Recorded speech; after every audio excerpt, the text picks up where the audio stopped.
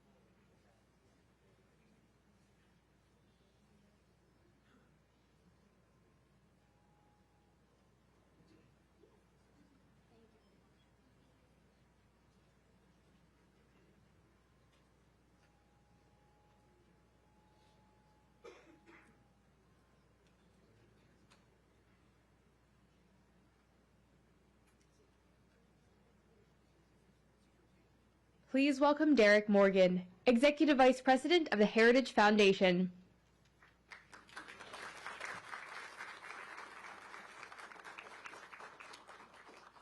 Thank you very much, and welcome everyone to the Heritage Foundation. We're delighted that you joined us today, and thank you for your patience as well as we undergo a historic event here. I have a few very brief words, and then I have the privilege of welcoming our distinguished guest, who will give remarks and then answer questions from the media. U.S. foreign policy should be driven by the pursuit of a strong, safer, and more prosperous America. As President Trump rightly recognizes, that means paying special attention to our hemisphere. We are blessed by so many of our neighbors who want to live in peace and respect their people. Because of our geographic, economic, and societal ties, malign developments in the Americas make the United States disproportionately vulnerable. If you don't believe that, then just ask some of the hundreds of thousands of American families who have lost loved ones to deadly drugs in recent years. Or notice how China, Russia, and Iran have all invested heavily in establishing a strategic foothold in our hemisphere. Nicolas Maduro led an anti-American socialist regime that weaponized deadly drugs, mass migration, and tren de agua against our towns and our cities. Meanwhile, he offered American adversaries an operating base. The American people, the Venezuelan people, and our entire hemisphere are far safer today because President Trump boldly sent U.S. Special Forces and the Department of Justice to capture Maduro and to bring him to justice. Securing our hemisphere also means working with our friends, our partners, and our allies. And the United States has many. We are honored to have one of those friends with us here today. María Corina Machado has been a brave fighter against Nicolas Maduro and the regime since it began to take form. Unlike many others in Venezuela and Washington, she recognized the danger from the very beginning. The Venezuelan people rewarded her principled opposition by casting their ballots amidst harsh repression from the regime. Her efforts, along with those of President Trump, have brought Venezuela closer to the restoration of freedom, stability, and security. And we all hope to see the return of legitimate elections in Venezuela in the near future. We are honored to host history here at the Heritage Foundation and important conversations like the one you are going to participate in today. Here we work to build an America where freedom, opportunity, prosperity, and civil society flourish. I'm delighted to welcome to the stage María Corina Machado.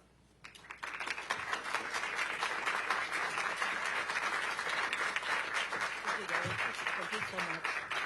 Thank you very much. Thank you very much. So, such a pleasure to be here. Very grateful to the Heritage Foundation and every one of you to join us this morning. I have to say that looking back what has happened in the last years and especially in the last days, it seems like a miracle to be sitting here in a free country in front of people that have also given their lives to fight for freedom and justice and democracy. And that's why I am very honored, not only with the Heritage Foundation, but with every single citizen of this country that has welcomed us and has honored the immense struggle that the Venezuelan people has fought for so long. And finally, we can say that we are, yes, the threshold of freedom. On January 3rd, 2026, a new milestone was achieved, and we are definitely now into the first steps of a true transition to democracy that will have not only immense impact in the lives of all Venezuelans, those who stayed in our country, those who have been forced to flee around the world, but that will have immense impact in the region, in our hemisphere, and I will say even further in the whole world. Because what we have proven is that a people determined to be free, even without resources, without money, without the free press supporting, even facing the most cruel tyranny, can prevail, because the force of conviction and the force of love is the strongest of all. I am very proud to be part of these generations of Venezuelans. Most of them have never known what it means to live in freedom or what it means to be part of democratic society, but they have risked their lives, their loved ones, everything they have, because they share that dream to live in a free country. It's all about human dignity. It's all about justice. It's all about love. And it's love for our children, love for our country, and love for freedom that has brought us here. Now we face a very complex and delicate process. And as Venezuelans, we are absolutely grateful to President Trump, his team, his administration, and the people of the United States, because it took a lot of courage to do what he did. And he did it, yes, on behalf of the American people, but also because he cares for the people of Venezuela. And he told me that yesterday. And I think that was the most important message I can bring back to my country. Tell the Venezuelan people that the American people and the President of the United States truly cares for the life, the well-being, and the future. I'm certainly talking about our political prisoners and all those who have been persecuted, those who are all today in exile. But I'm also talking about those children that are growing without their mothers because they had to flee to send food back, that are growing without education because public schooling in Venezuela works 2 days a week because teachers earn $1 a day and they need to get other jobs in order to eat, that are growing without health and food. And we have the generation that is suffering the highest levels of malnutrition in a century. That's our children right now. And it is because of them. It's because of saving lives that we're doing what we're doing right now. And that's why we're going to win. And the only thing I want to assure the Venezuelan people is that Venezuela is going to be free, and that's going to be achieved with the support of the people of the United States and the President, Donald Trump of the United States. So I'm very grateful to be here. We are facing challenging times ahead. We are prepared to do what it takes as a legitimate government. Edmundo González Urrutia and I have been in communication permanently all these days, and we feel not only with a mandate from the Venezuelan people, and that's why I'm here, and that's why what I convey to the President of the United States, but also with a huge task in front of us to prepare with all our teams around the world and in Venezuela to take over government when the right time arrives. So thank you very much, and I'm more than willing to hear your questions now. So I believe there is a procedure that has been designed, so because we thought there might be some interest today. Thank you very much. It's an honor to have you, Ms. Machado. I'm going to start off with a question, and then we're going to open it up to the press. My question to you, Ms. Machado, is you know the Venezuelan people more than anyone, and that's apparent from the very you know the Venezuelan people more than anyone, and that's apparent from the very strong support that they've shown for you time and time again.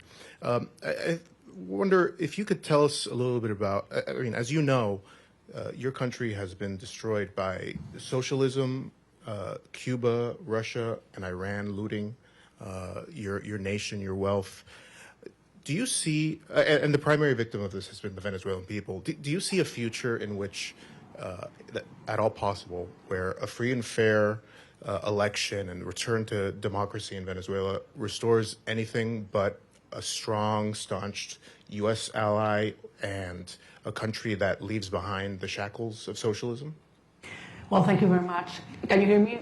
I'm hearing like an echo here. Yep. We hear you. It's fine? Okay. Well, I am very glad. No, there's a problem with an echo, right? No, please. So comfortable sitting down.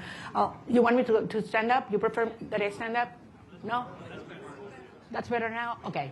Look, I'm very glad we start with this issue because I understand that there are many concerns regarding the transition in Venezuela and compared to previous events in other parts of the world. And I always insist in the difference between what is Venezuela today compared to Middle East countries that went through change in governments or regimes. We're talking about a society that is perhaps the most cohesive in the region. I would dare to say even in the world. I ask you to think any other society in which 90% of the population wants the same. Not only that they reject the actual regime, but we want the same. There are not religious tensions within the Venezuelan society, or racial, or regional, or political, or social. I mean, there was one longing that brought Venezuelans together, and that was, we want our children back home. And it was that demand that I heard all around Venezuela in 2023, when we were moving forward to the primary process, that made me realize how powerful it was to unite a country, to tear down the barriers that the regime had built to divide us, between rich and poor, black and white, left and right, military and civilians. And we brought a country back together. That's why I always said, you know what, Maduro's going to go. We're going to get rid of him one day or the other. What's important is the country that's coming afterwards. And it's a country based on shared values. We want to live with dignity. We want to live with the result of our work, our effort, a society based in merit, and not if you know the chavista who is in certain place at certain time. Women do not want handouts.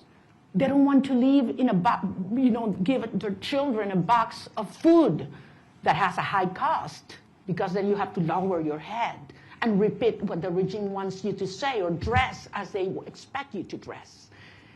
They want to live with their job well done. That's dignity. And that's what Venezuela deserves and wants today. And that's what we represent. So, of course, the result of this hard process will be a society based on these values. A society that is profoundly pro-America. And I want to insist on this. Delcy Rodriguez, yes, she's a communist. She's the main ally and representation of the Russian regime, the Chinese and the Iranians. But that's not the Venezuelan people, and that's not the armed forces as well. So I am profoundly, profoundly confident that we will have an orderly transition. This is a complex phase we are right now. Some of the dirty work is being done by them. But then the result of a stable transition will be a proud Venezuela who is going to be the best ally the United States has ever had in the Americas.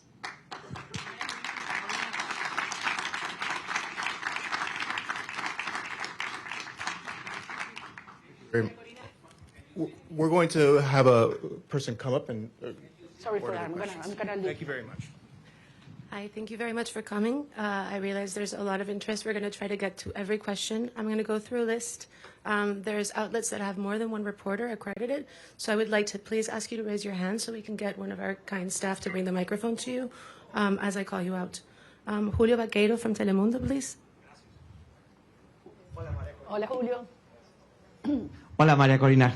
Qué gusto verte aquí en Washington, D.C. El presidente Donald Trump, su gobierno, está hablando y trabajando con Delcy Rodríguez, así lo han dicho ellos. Usted le dio el Premio Nobel de la Paz al presidente Trump en su encuentro ayer. ¿Qué le dio el presidente a usted? ¿Un reconocimiento de su legitimidad como opositora con el mandato de encabezar esta transición en Venezuela? Gracias, Julio. Yo no vine a buscar nada para mí. Vengo aquí en representación del pueblo de Venezuela, que eligió a Edmundo González Urrutia como presidente electo. ¿Perdón? ¿A que lo baje? Ah, los teléfonos, ok. Entonces, repito, yo vine en representación del pueblo de Venezuela, que nos dio un mandato. Primero el 22 de octubre del 2023. Ay, no. Ya va, chicos, un minuto. Vamos a ¿se escucha bien o no? Ya, vamos a cambiarlo.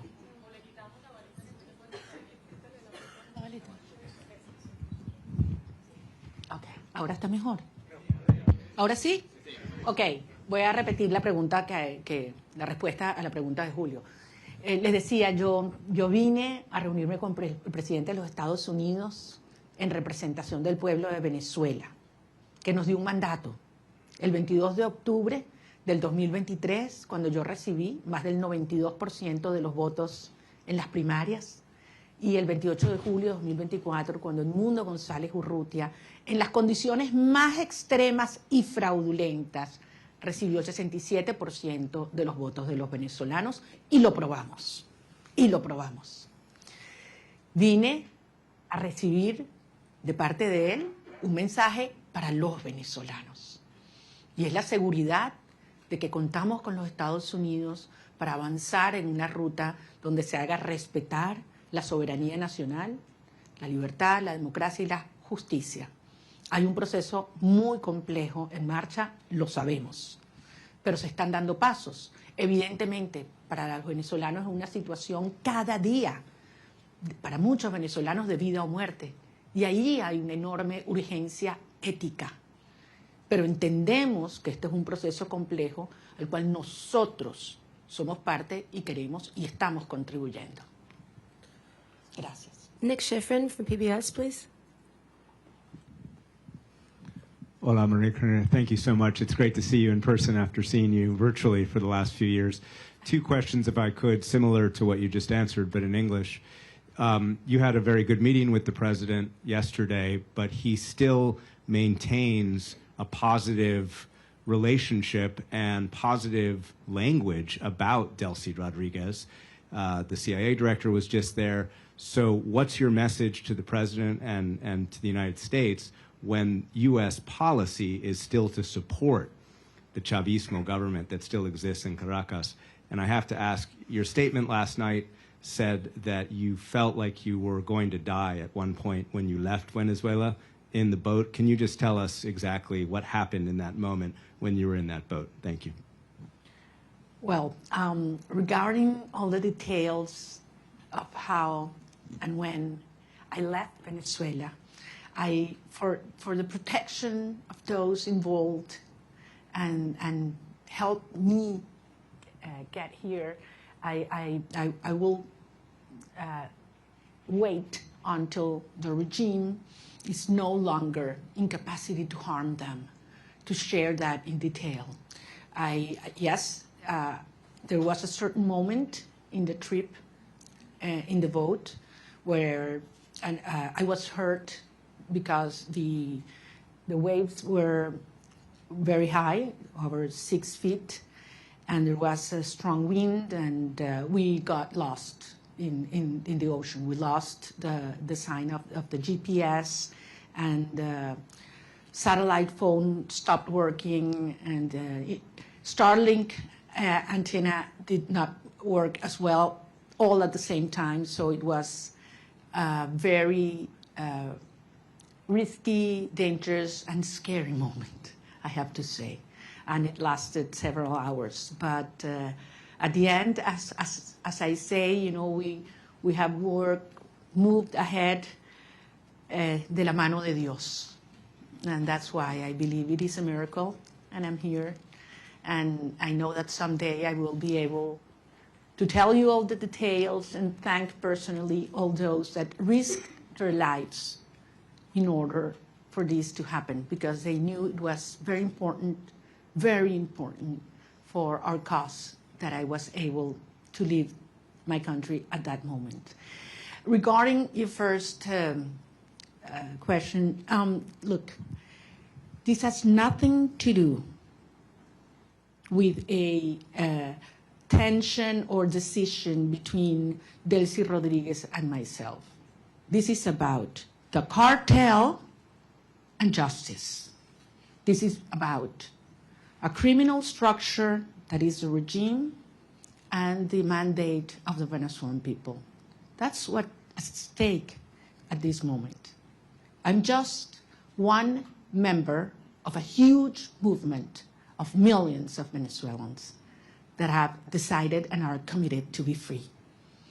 And I have no doubt that President Trump, his administration, and the people of the United States support democracy, justice, freedom, and the mandate of the people of Venezuela. I have absolutely no doubt, not only because it's in the well-being of Venezuelan people, but as I say, because it's crucial for the American people.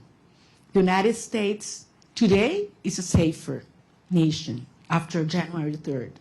And once the regime is out and the transition is accomplished, the United States will not only be a safer nation, but one that will have more prosperity and strength in our hemisphere.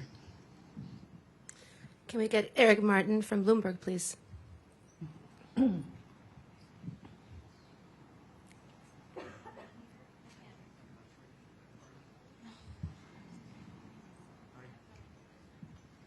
I see. Sorry. Thank you. Maria Corina, would like to ask you about the timeline for democratic transition within Venezuela, because obviously the Constitution calls for within 30 days a new election. You've already been recognized by a number of countries, including the U.S. in 2024, Edmundo Gonzalez as having won that election, and accusations that the election was stolen by the Maduro regime. As you've mentioned, you overwhelmingly won the primary in 2023. Do you have an expectation, is your expectation that the next step in this process would be a new election in Venezuela? Do you expect that to happen in 2026? Or what does the roadmap look like from getting from today's government by Delcy Rodriguez, the government de facto that is in control, to a democratically elected government? Thank you. Thank you. Thank you, Eric. Well, if the Venezuelan Constitution were respected, we wouldn't have 1,000 political prisoners. We wouldn't have 9 million people, fleeing and living around the country. We wouldn't have our president-elect exiled in Madrid. I mean, he would have taken power on January 9, 2024. So 2025, sorry. So we realize that there's no rule of law in Venezuela. I don't know actually if you're aware, Venezuela is currently in the last place globally in terms of rule of law. Out of 142 countries that have been evaluated by the World Justice Project, Venezuela is in place 142. So much for the Constitution. At the end, it is a matter of strength, and that was what made this process, starting on January 3rd, happen. I mean, that was the main difference. The regime realized that they are facing the strength of the people organized, but mostly, in this last phase, the strength of the democratic allies that are concerned about the structure of the regime, of the criminal regime in Venezuela. So this is a process that has several phases.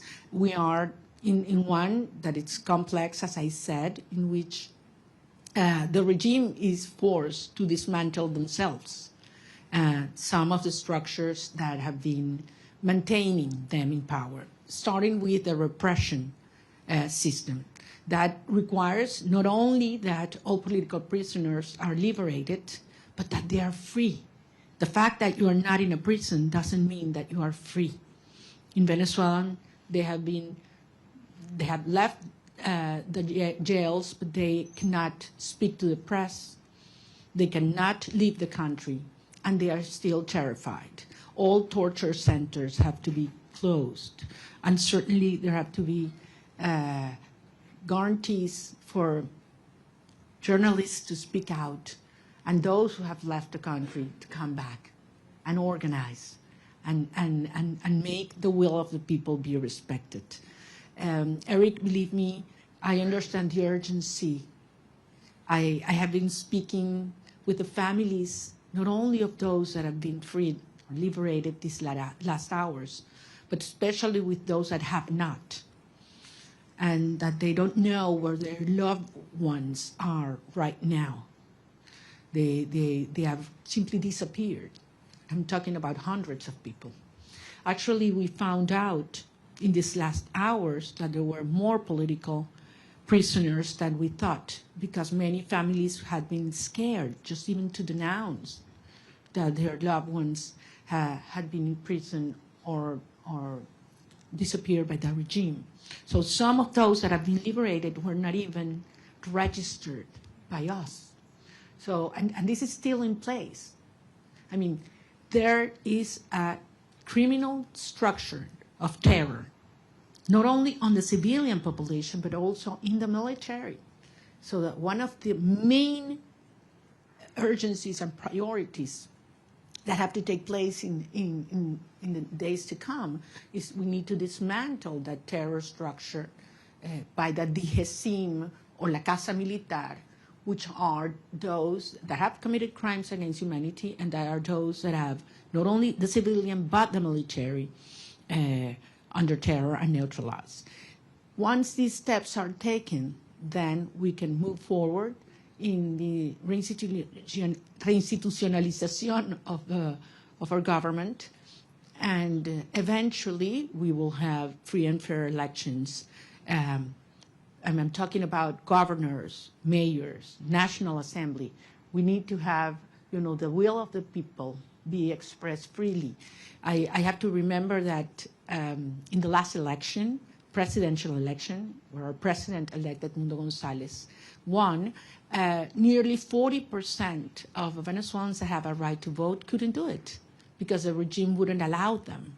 That's one of the main things we need to correct. Every single Venezuelan living in Venezuela or abroad should have the right to vote as soon as possible. Thank you. Gaby Peroso from BPI, please.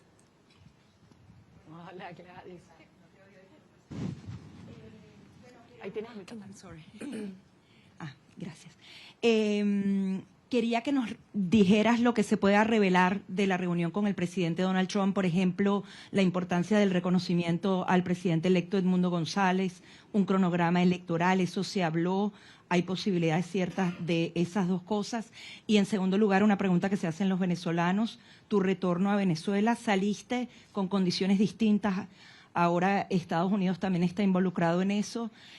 También se habló de eso con el presidente Donald Trump, la conveniencia que vuelvas o no, y para poner lapsos a Carnaval, Semana Santa, ¿cómo lo podemos medir? Porque los venezolanos se lo preguntan. Gracias. Gracias, Gladys, te entiendo, porque como lo dije antes en inglés, para nosotros es un tema de vida o muerte. Miles de venezolanos cada día que pasa.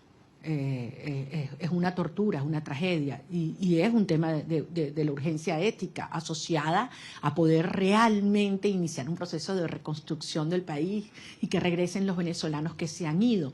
Como ustedes comprenderán, los detalles de la conversación con el presidente no lo voy a hacer público, es parte, por eso fue una conversación privada y yo soy rigurosamente respetuosa de los términos de cada conversación.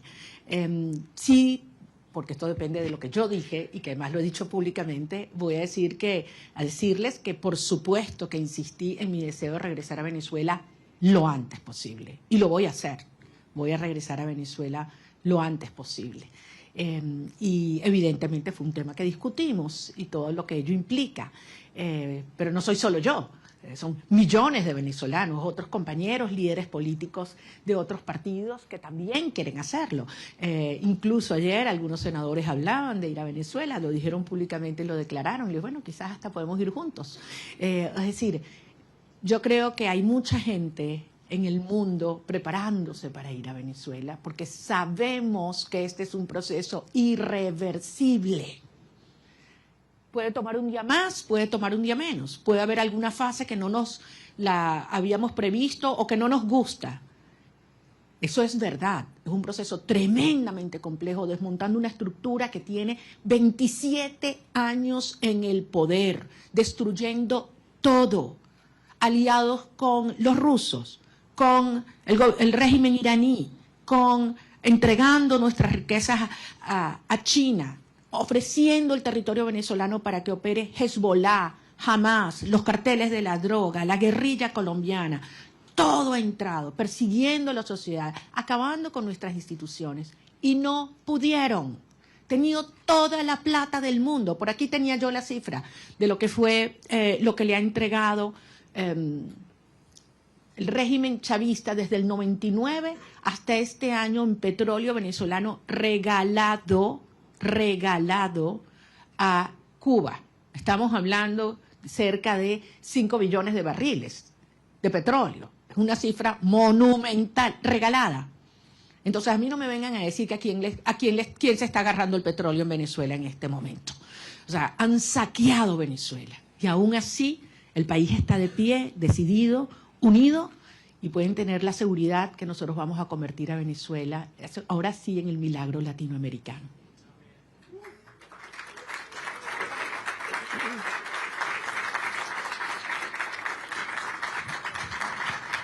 So this was stated until, this was supposed to last until noon. It is now noon, but if everyone's game to stay, we stay. Paolo Mastrolli from La Repubblica, please.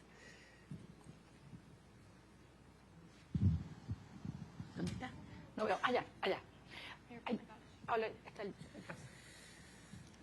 Thank you very much for doing this. You met in Rome with Pope Leo. Can you talk about what you discussed with him, if the Holy See is willing and able to help you in this transition? Thank you very much. That was a very important meeting. I'm a Catholic, as you know, and believe me, during my trip, I prayed a lot. So I was able not only to talk to him, but to present to him some of the rosaries that I had brought with me during the trip.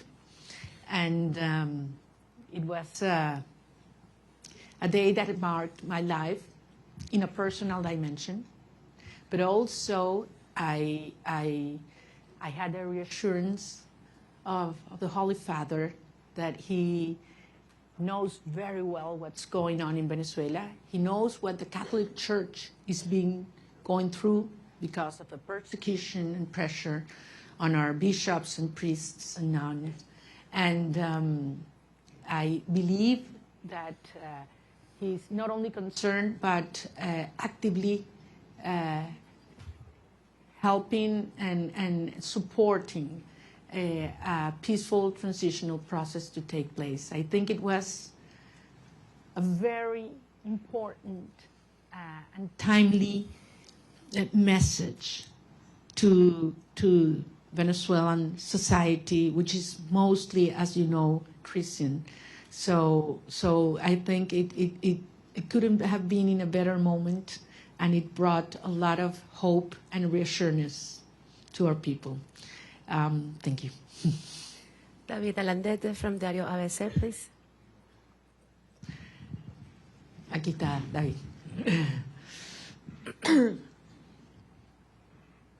Tú no me vas a hacer preguntas porque tú sabes más que yo. No, no me digas eso. Yo me entero de todos los detalles de mis reuniones por ti, entonces. Okay.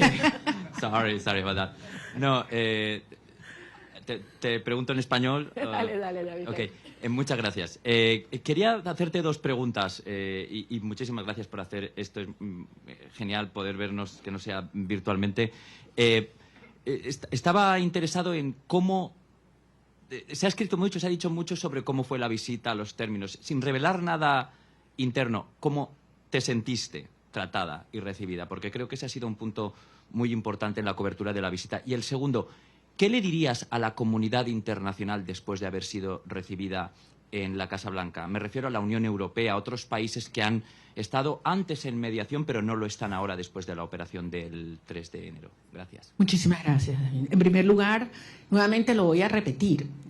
Yo no estaba allí como un individuo, yo estoy allí en representación del pueblo de Venezuela. Nosotros representamos al pueblo de Venezuela. Ganamos apabullantemente, no una, 2 elecciones. Y el mundo entero lo sabe. Estamos allí en representación de un pueblo que ha dado su vida para vivir en libertad. Y que no vamos a descansar hasta lograrlo. O sea, Venezuela va a ser libre, que nadie lo dude. Y esto va a ocurrir gracias al apoyo que hemos recibido del presidente Donald Trump. Y así lo digo con todas sus letras, y así lo dije ayer en el Senado, en frente de senadores de ambos partidos a quienes les agradezco profundamente su presencia, porque si hay algo que ha unido al pueblo de los Estados Unidos es la causa por la libertad de Venezuela. Y así queremos que siga siendo, porque el pueblo de Estados Unidos entiende cómo la libertad de Venezuela afecta a todo el hemisferio.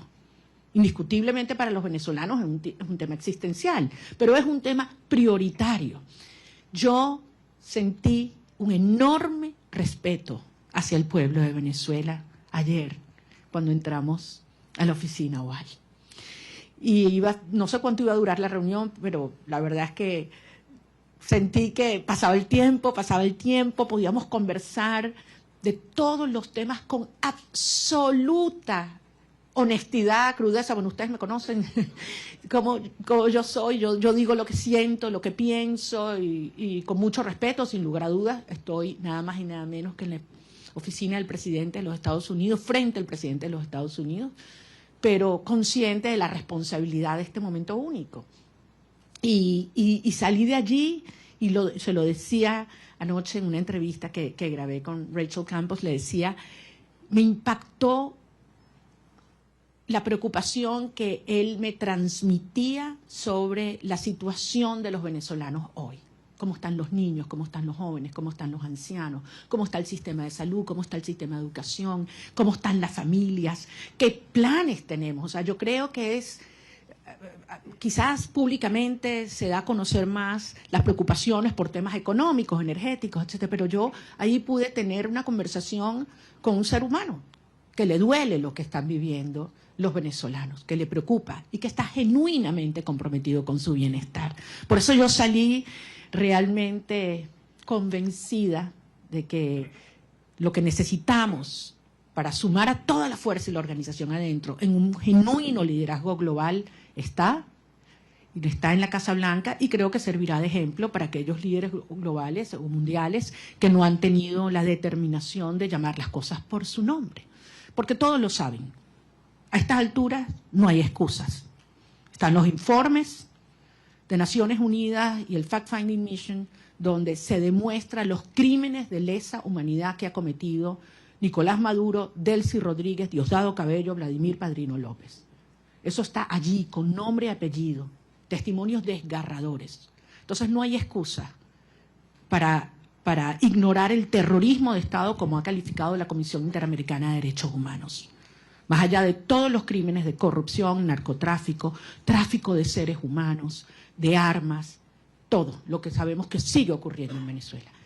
Es que yo salí emocionada y con una gran responsabilidad, desde luego, para los tiempos por venir. Maxine Wallace, Washington Post, please.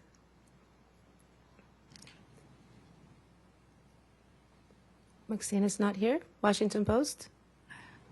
Washington Post, here.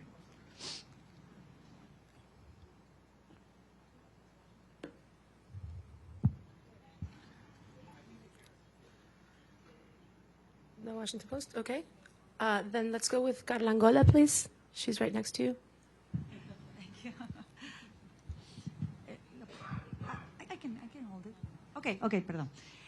¿Cómo estás, María Corina?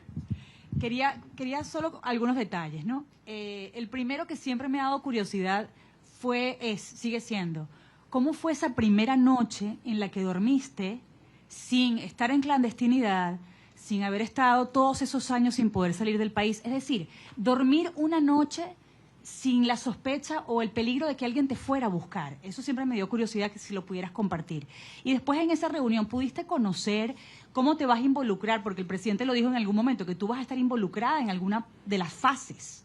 ¿Pudiste descubrirlo en esa reunión? ¿Nos puedes dar alguna seña de cómo vas a estar involucrada y en qué fase? Y tercero, si pudieras decirnos si tú crees que Delcy Rodríguez, con ese perfil de miembro del cartel, de criminal de lesa humanidad, pudiera tener las credenciales para ser una candidata a la presidencia, si es que ella va a tener permitido eso con todo ese prontuario, si ella de verdad crees que debería o va a poder participar en esa futura elección justa y libre de la que estás hablando. Bueno, tú me conoces bien, querida Carla, yo no voy a especular. Yo voy a hablar solamente sobre los hechos y aquellos que además me puedo dar fe. En primer lugar, de la señora Delcy Rodríguez, creo que la justicia de los Estados Unidos tiene suficiente información, y la justicia internacional.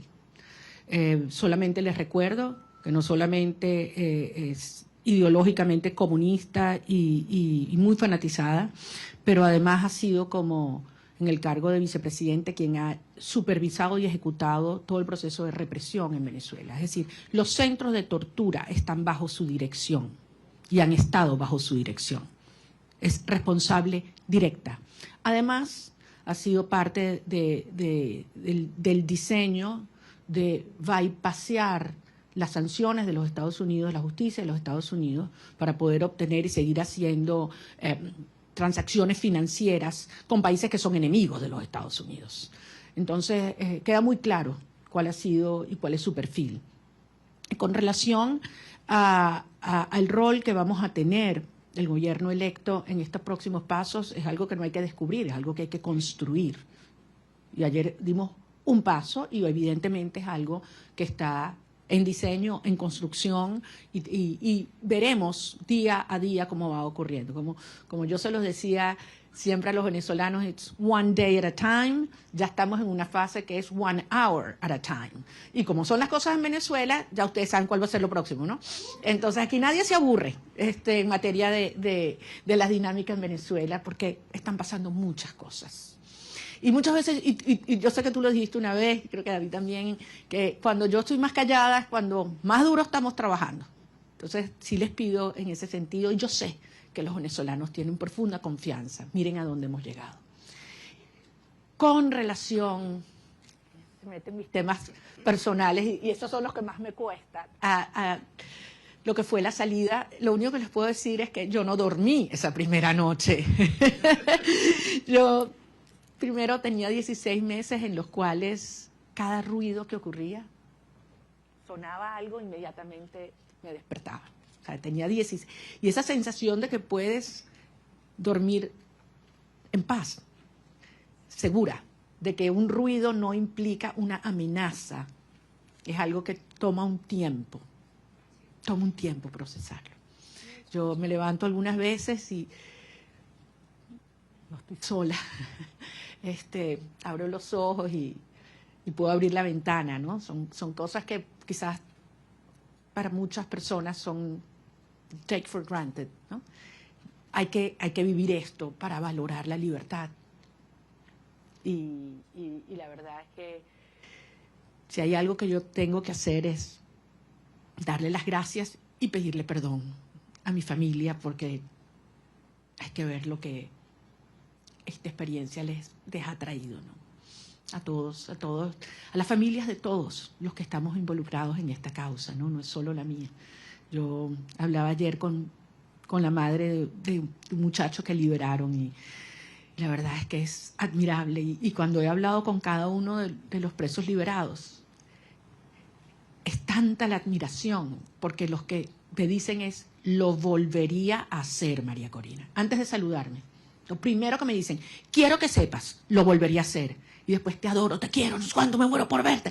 Pero lo primero es, quiero que sepas, lo volvería a hacer. Yes. Can we get Vera from the Wall Street Journal, please? Vera's not here. Wall Street Journal? Okay, then we go with Ilia Calderón from Univision.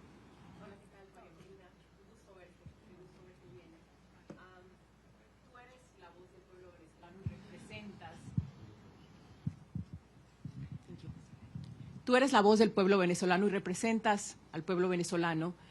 Delcy Rodríguez está en este momento al frente del gobierno de Venezuela. El presidente Trump ha tenido palabras para elogiarla y ha dicho que su gobierno está trabajando muy bien con ella. ¿Qué te garantiza a ti que va a haber una transición? Y si no temes que este hecho de que se lleven bien y de que estén trabajando bien lleve a que se perpetúe el régimen en el poder en detrimento sobre todo de los venezolanos que están en Venezuela. Entiendo perfectamente tu preocupación, porque al final eso es lo que ellos han hecho. Pero recordemos, han habido 17 iniciativas de diálogo. Esta no es la primera, de aproximación o negociación, acuerdo. 17. Todas, absolutamente todas, lo que el régimen buscó fue ganar tiempo, legitimidad y plata. Y se salió siempre con la suya. Todo lo que se comprometían a hacer lo violaron siempre. Entonces, es lógico que el pueblo de Venezuela tenga esta preocupación. Pero la señora Delcy Rodríguez en este momento lo que está es cumpliendo órdenes. Ella no está en un acuerdo, a motus propio, ni cómoda.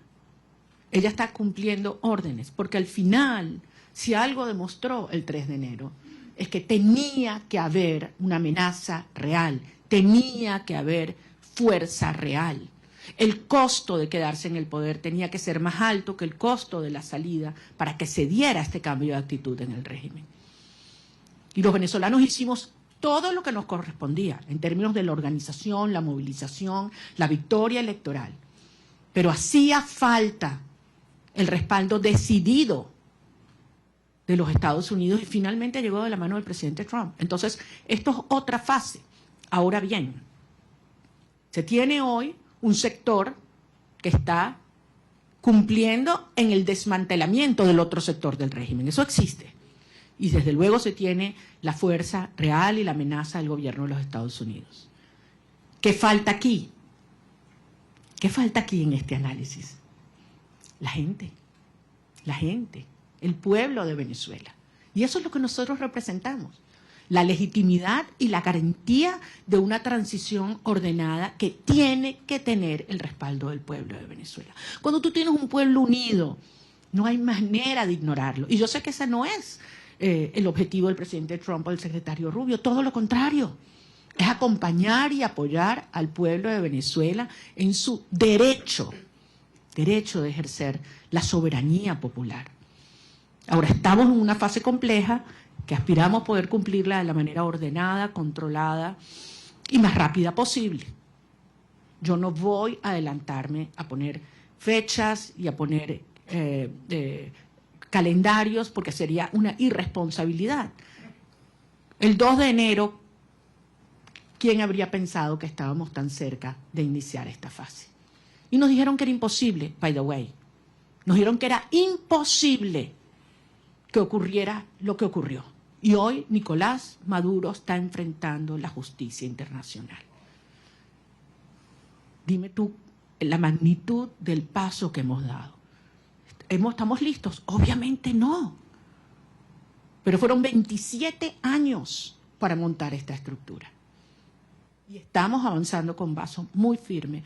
Y yo sé que esto se terminará acelerando y canalizando, porque finalmente los vectores están todos alineados.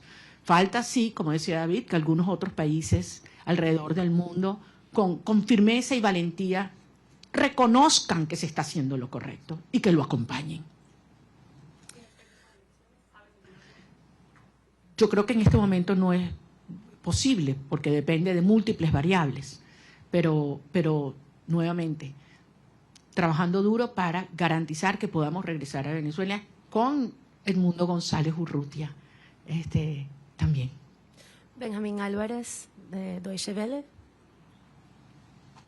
¿No está Deutsche Welle?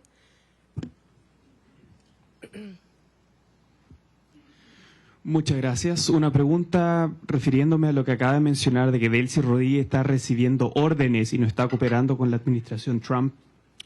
¿Cómo ve esta reunión de 2 horas que sostuvo Delcy Rodríguez con el presidente de la CIA el día de ayer?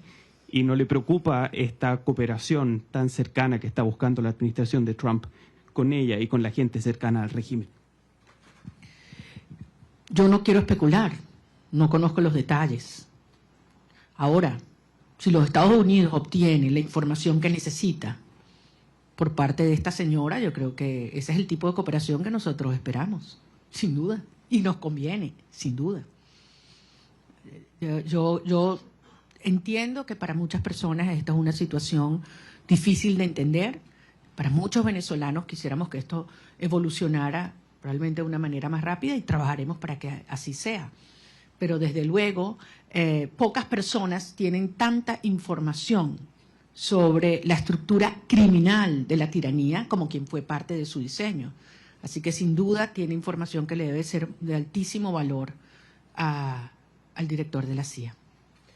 We're going to take a couple of questions in English. Eric from Politico, are you here? Please.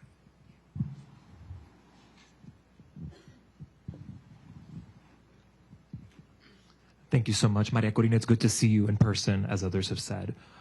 Today, Venezuela accepted its first deportation flight since the operation on January 3rd. It followed a month of pauses.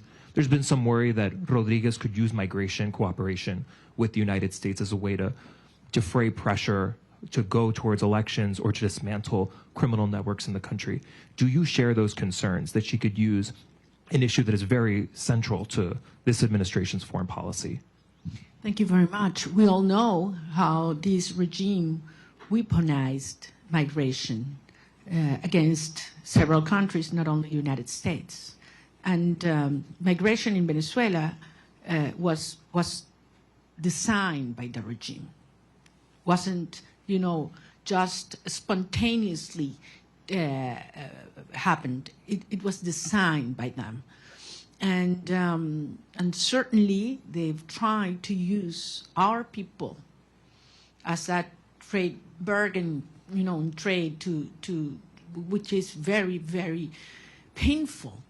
But I think everybody knows that the only way that we can have people on their own means, and talking hundreds of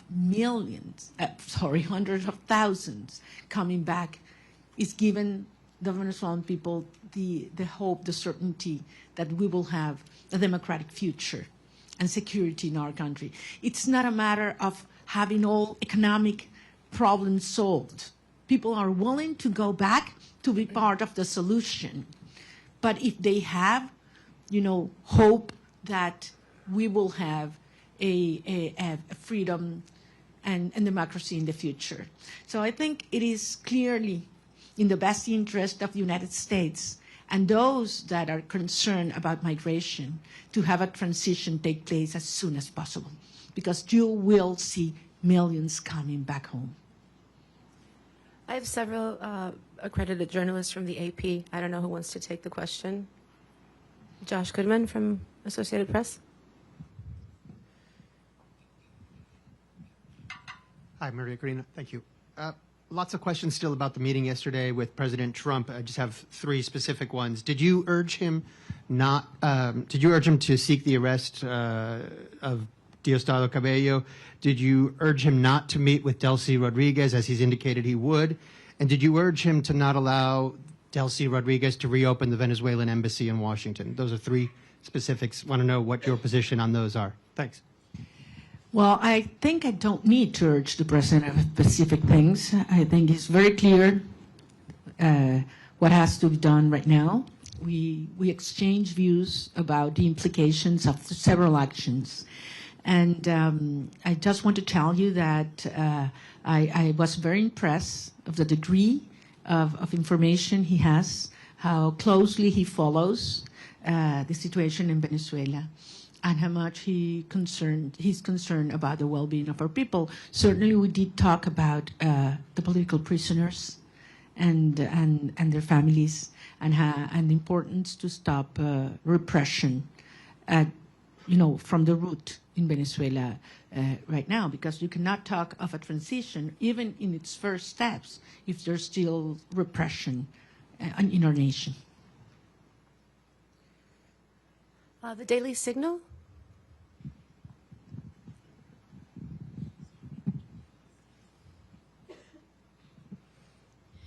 Thank you so much. Wondering regarding your meeting with President Trump yesterday, do you believe that you earned the trust of the president? And did you all specifically talk about a transition of power in Venezuela in which you would become president? Thank you. Point again, this is not about me. It is about the will of the people. And we certainly talk about how popular sovereignty has been expressed in Venezuela, and absolutely terrible conditions in which we did, and how the regime stole that result. And I think he can certainly relate to that. So I believe that the point here is Venezuela has decided as a nation to be united first, to unite back again, and to fight for a right to be free. And he understands the moment, and the implication for I would say the whole hemisphere. We talked, and I would say this, I know you can imagine that about other countries, and specifically about Cuba and the implications of a transition to democracy in Venezuela, what would mean to Cuba. And I insisted in something I've said many times, that I believe that for the first time in history, we will have the Americas free of communism, dictatorship, and narco-terrorism, for the first time in history. And that's what's already happening. Sometimes you are so immersed in processes that, it's hard to understand the implication. The geopolitical and historic implications. Imagine what this will mean to have these dictatorships finally gone in Venezuela, in Cuba, and Nicaragua. I mean, this is equivalent to the fall of the Berlin Wall in the Americas. So this is huge from a historic perspective, and this is happening as we speak. Torao Kono, NHK Japan. No? Japan media? Okay, can we get Mr. Rosen from Newsmax? Also not here. Okay. Jesus La Patilla, please.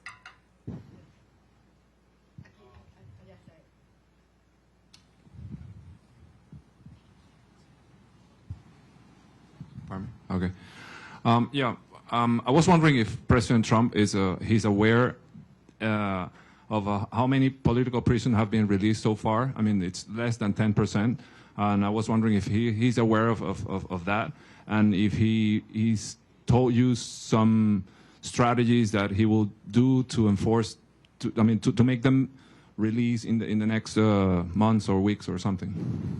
Certainly aware. President Trump is certainly aware of what's happening with the political prisoners, how they are not being complying as they were expected, and committed to see that happen. I have no doubt. Well, what specifically he plans to do, we didn't get involved into that, but I trust his word that that's something it will take place. And as you know, Jesus, and we've talked about this is one of certainly my top priorities right now, certainly. We do have another media outlet from Japan. If you're in the room, please raise your hand. No? Okay. AFP, Agence France Presse. Over there.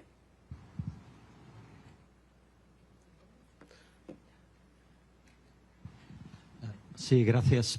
Gracias por la rueda de prensa. Señora Machado, quisiera saber, usted dice que es un proceso complejo.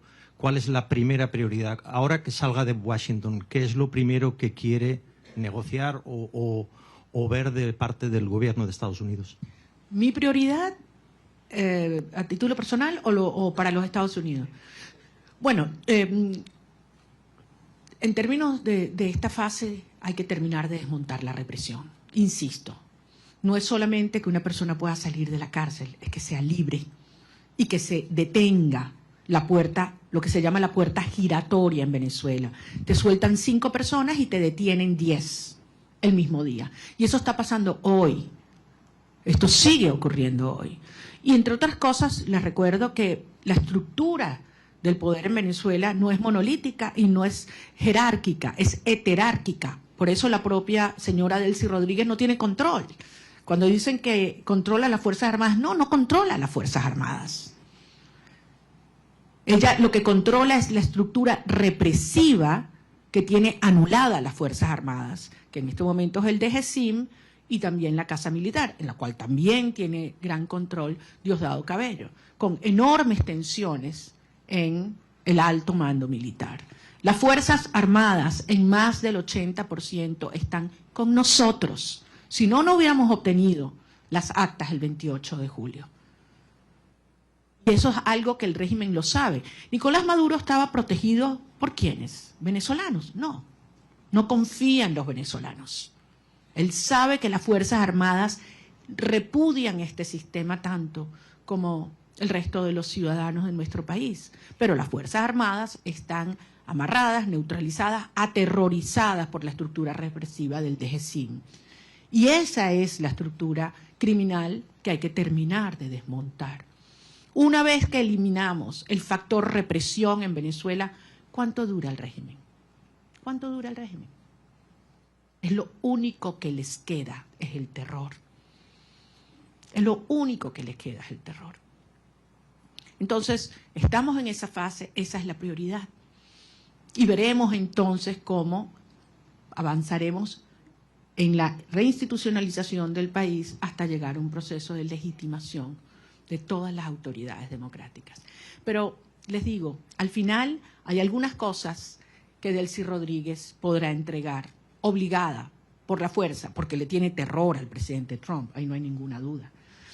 Pero hay cosas que jamás podrá Delcy Rodríguez, ni ninguna de los miembros de la estructura criminal proveer.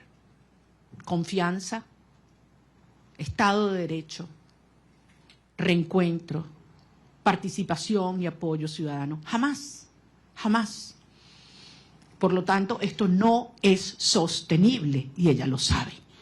Y por eso vamos avanzando en una fase delicada, un día a la vez, pero con una sola misión, con un solo propósito, y es lograr la verdadera instauración de la democracia y la libertad en Venezuela para que puedan regresar nuestros hijos y todos los venezolanos a casa. Muchísimas gracias. One last question for Mr. Bernalete. Martín Noticias, please.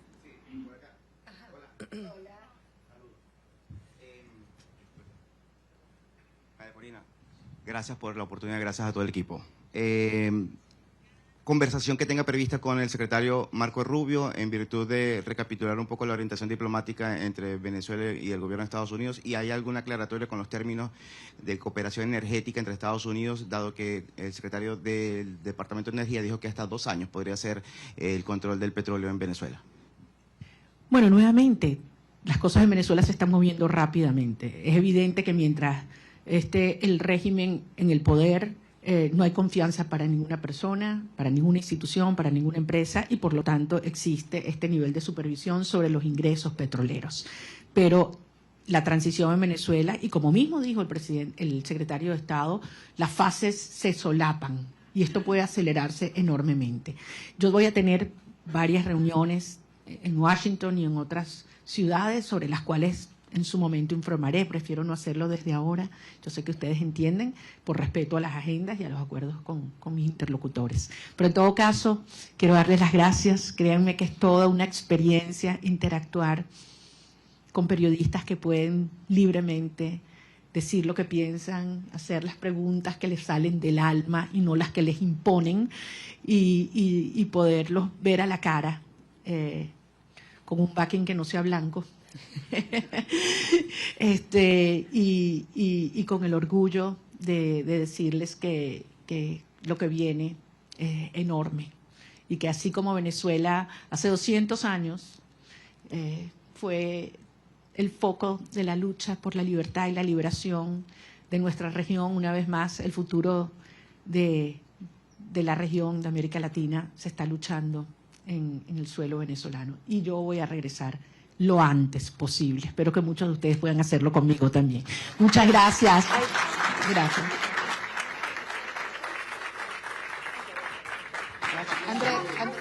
Thank you very much.